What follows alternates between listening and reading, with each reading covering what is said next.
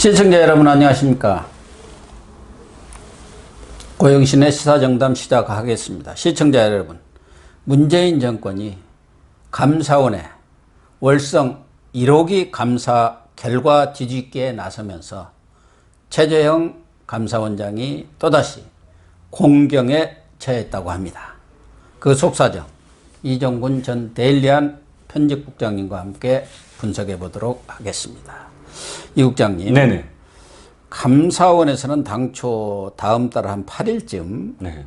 월성 1호기 이 감사 결과를 발표를 하려고 했던 것 같아요. 네, 그렇습니다. 그래서 감사위원 전원이 아마 21일, 24일 이렇게 4일 동안 직권 심리를 한 것 같아요. 그 피감사자들을 대상으로. 그렇죠. 어떻게 보면 최종 마무리 차원의 그런 그 심리 아니겠습니까? 네, 그렇습니다. 그런데 그게 피감사자들이 전에 했던 얘기를 그냥 집단으로 다 번복하고 나섰다면서요. 그렇죠. 그러니까 교수님도 지금 똑같은 생각이시겠지만 경험해보진 못한 나라에서 살고 있다라는 생각입니다. 그러니까 검찰 말씀을 한 번만 더 드리면 검찰도 정말 이렇게 이 검찰의 기본적인 어떤 체계가 무너진 세상 처음 봤고요. 군도 마찬가지입니다. 정말 기본적으로 이 지휘 체계 이게 다 무너진 걸 봤고요. 이번에는 감사원입니다. 감사원이라는 곳은요, 어떤 기관을 감사하는 곳이잖아요. 그야말로. 그러면 추상 같은 곳입니다. 그러면 이 감찰을 하는 과정 속에서 한 진술은 무게가 없을 수가 없어요. 그렇잖아요. 그런데 자, 월성 1호기와 관련돼서 감사원이 감사를 합니다. 근데 불려온 그 관계 기관의 담당자들이 사실대로 다 진술을 합니다. 이건요, 이렇게 해서 이렇게 된 겁니다.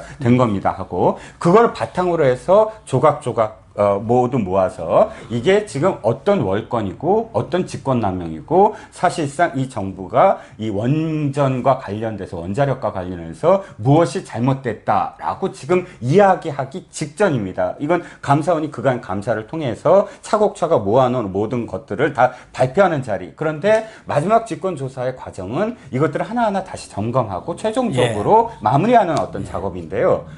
정말 있을 수 없는 일이 벌어졌습니다. 저는 감사원의 기사 중에 이런 일이 벌어질 수가 있을까? 처음에 감사원에 나와서 진술했던 그런 기관의 그런 담당자들의 진술을 번복하고 있는 겁니다. 저는 뭐 사실 그런 이 월권인 걸 잘 못 받았거든요. 그럼 왜 못 받았거든요? 이렇게 하나씩 다 파괴해 버리면 그 다음에 어떻게 되죠?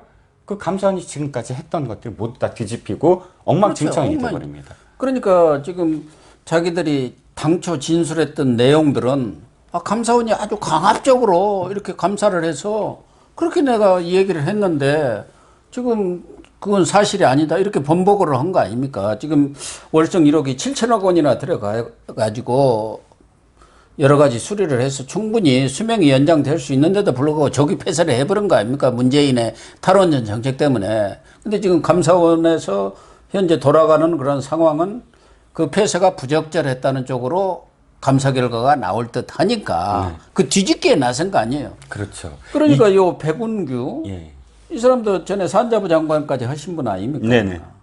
그리고 한수원 이제 그 임직원들 이런 사람들이 주로 대상 아니겠어요? 그렇죠.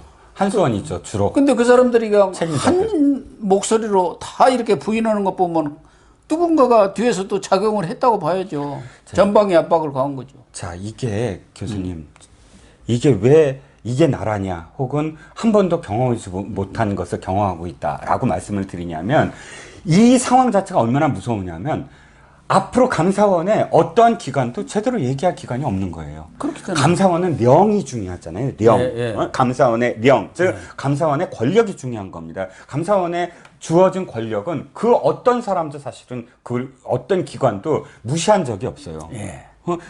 그리고 어떠한 기관도 무시하지 않은 이유가 뭐냐면 권력으로부터 독립된 기구였기 때문입니다. 공정성, 중립성이 보장이 됐기 때문에 그런 거거든요. 역대 어떠한 좌파 우파 정권도 어떤 대통령도 감사원을 흔든 적은 없어요. 감사원이 실제로 감사하는 과정을 이런 식으로 뒤집으려고 시도한 적은 없어요.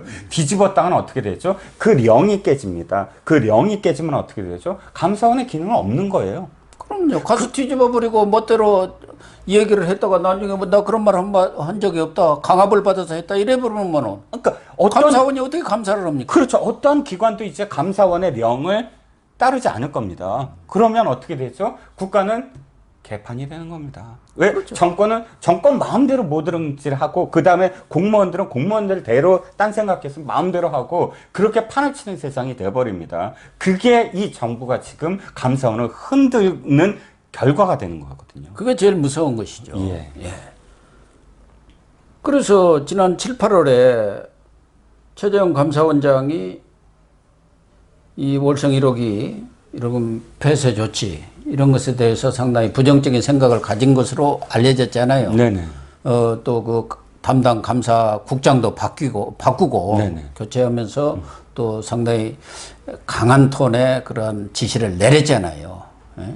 소금이 짠맛이 없으면 그건 필요가 없는 것이다. 그렇죠. 뭐 하면서 그러게다가 이제 청와대에서 내려보내는 감사위원 김호수 전 법무차관 이것에 대해서 정치적 중립성이라든가 이런 것이 훼손되기 때문에 못 받겠다.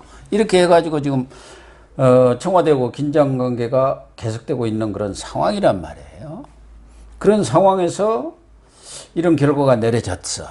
지금 마지막 단계에서 그 감사를 받았던 사람들이 전에 했던 진술들을 다 번복해 버리니까 그러면은 또다시 이걸 발표할 수도 없잖아요. 그렇게 번복했는데.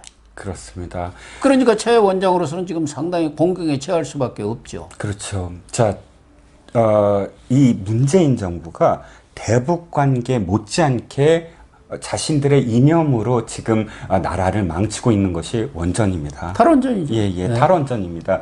그런데 이 정부는 이 감사원장, 최 감사원장이 탈원전 정책이 뿌리부터 잘못됐다라고 그 발표하는 것을 막기 위해서 지금까지 온갖 수술을 다 한 겁니다. 즉, 최 감사원장의 그런 어떤 지인과 측근 또는 친척까지 다 동원을 해서 비난. 아버지, 예.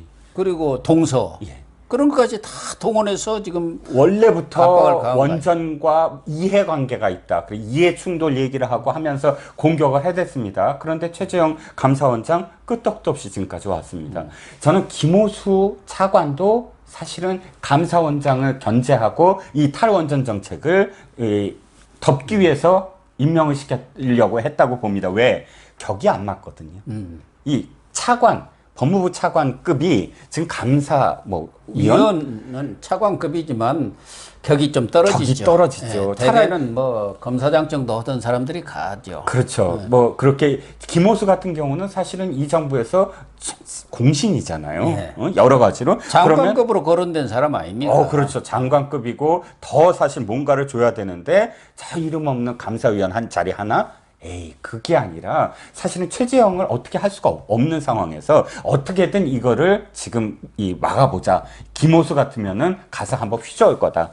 아면 몰수하고. 몰수하고 그냥 깽판 놓고 휘저어버리고 거기서 최재형 얘기를 막 언론에 얘기하고 감사위원으로서 충돌하고 그럴 거다. 그러면 감사원이 지금 탈원전과 관련해서 못할 거다. 근데 그것도 끝까지 뚝심을 갖고 막아냈잖아요. 지금 정부로서는 추미애처럼 이렇게 법무부 장관 보내가지고 저렇게 무지막지하게 검찰 그냥 장악한 것처럼 김호수를 감사원에 보내가지고 감사원장이야. 최재형 원장이 판사 출신이지만 또 점잖으시고 그렇죠. 학자 같은 분 아닙니까? 그러니까 저런 사람이 가가지고 무대포로 들이대면은 방법이 없거든요. 그렇죠. 그러려고 한 거예요. 근데 그걸 딱 막아버린 거 아닙니까? 재청권 가지고. 끝까지 지킨 거잖아요. 왜? 감사원장의 이 감사위원에 대한 재청권은 왜 존중해야 되냐 하면 바로 독립기구이기 때문입니다. 감사원이 독립기구이기 때문에 권력이 지금처럼 자신의 입맛에 맞는 사람을 내리꽂는 것을 막게 해주기 위한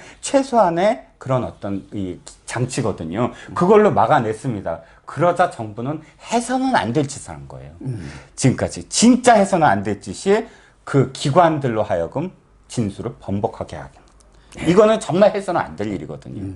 국가의 기강이 무너지고 령이 깨지는 일. 근데 이걸 서슴지 않게 한다? 이건 정말 있을 수 없는 일이죠. 거기뿐만 아니라 전방위적인 압박은 지금 친여 그런 시민단체들 많잖아요. 그냥 뭐 이름만 걸어놓고 뭐 이럴 때 동원되는. 그런 친여 시민단체를 동원해서 감사원장과 감사팀을 감사해달라고 감사원한테 요청을 보낸 거예요. 그러니까 이 사람들이 이렇게 강압적으로 감사를 했다 해갖고 그것도 하나 있고, 또 하나는 감사원장은 뒤를 캐는 모양. 근데 이제 본인 뒤를 캐봤자 뭐가 있겠어요. 워낙 깨끗하신 분이니까. 그러니까 동서한테 그런 이 감사 이런 내용들을 설 흘렸다. 그러니까 그 동서가 아마 한 분은 뭐 신문사 논설위원으로 계시고 또 한 분은 원자력 연구원에 이제 원전 아주 전문 과학자인 모양이에요. 그러니까 그런 분한테 흘려가지고 이렇게 여론을 몰아가려고 했다. 이렇게 해가지고 뒤를 캐가지고 또 막 흘리고 그러는 모양이야. 아주 야비한 짓을 하는 거 있는 거 아닙니까? 저는요, 정말 이 야비한 게요, 이겁니다. 입장을 바꾸는 거죠. 즉, 윤석열 검찰총장 있잖아요. 그때 왜 청문회 있을 때, 김진태 의원 등 당시에 한나라당, 자유한국당 의원들이 그렇게 공격을 했을 때, 민주당 의원들이 나서서 이 사람은 흠결없는 사람이다. 얼마나 칭송을 해댔습니까? 예. 지금은 완전히 정말 적폐의 상징처럼 저렇게 못 잡아먹잖아요. 최재형 원장 처음에 임명했을 때요, 대표적으로 노무현 정부 시절에 여성 법무부 장관 최재형 원장이 청문회하고 임명됐을 때 강금실 법무부 장관 아시죠? 예. 강금실 법무부 장관이 그렇게 극찬을 합니다. 어떻게 얘기를 하냐면 노무현 시절 법무부 장관이죠. 그렇죠. 노무현 시절 법무부 장관. 이 정부와 완전히 코드가 맞는 사람이잖아요. 그런데 최재형 감사원장에 대해서 강금실 법무장이 이렇게 표현합니다. 그분이야말로 강직한 사람이고 어떠한 압력도 굴하지 않고 감사원의 임무를 스스로 알아서 정말 곧게 할 사람이다. 적임자다. 이렇게 얘기합니다. 즉 강금실 전 법무부 장관이 표현한 대로 딱 하고 있어요. 그런데 그때는 그렇게 이 좌파 진영에서 극찬을 한 것을 지금은 완전히 또 입장을 바꿔서 자신의 정권의 입맛에 맞지 않는다는 이유 하나만으로 감사원을 흔들고 있는 겁니다. 어쨌든 지금 이런 상황으로 보면은 10월 8일에 최종 결과를 발표하려던 그 감사 결과도 표류를 할 수밖에 없지 않겠느냐. 이게 이제 지난해 국회에서 9월이죠, 9월. 네.